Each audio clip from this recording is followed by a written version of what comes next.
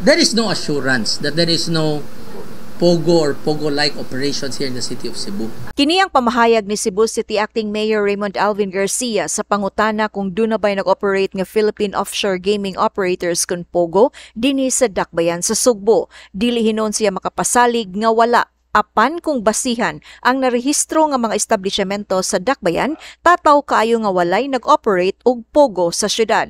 Base kini sa datos nga gisumiter sa Cebu City Business Permit and Licensing Office kun BPLO ngadto sa buhatan sa mayor, matud ni Acting Mayor Garcia, duna hinoy na rehistro nga mga electronic games ug duna kini permiso. But insofar as those who are registered, among gipatanaw, among gi-check, wa gyud nakitaan. But that does not mean to say na walay illegal Pogo like here in Cebu City.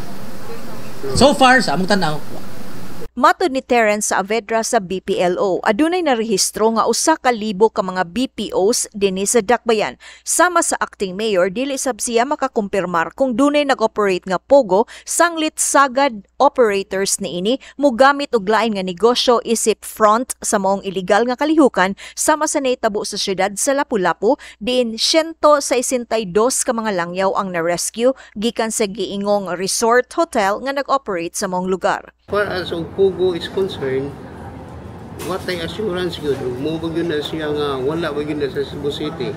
So we need to coordinate with CCPO and other agency nga magka-provide po silang surveillance or background sa ubang mga BPO din sa Cebu City. Giingong gihingusgan karon sa pulis ug BPLO ang ilang operation sa pagsuta kung duna ba yun illegal Pogo hub dinhi sa Dakbayan sa Sugbo. Kini ang balita, Jinky Rosit, Cebu City News.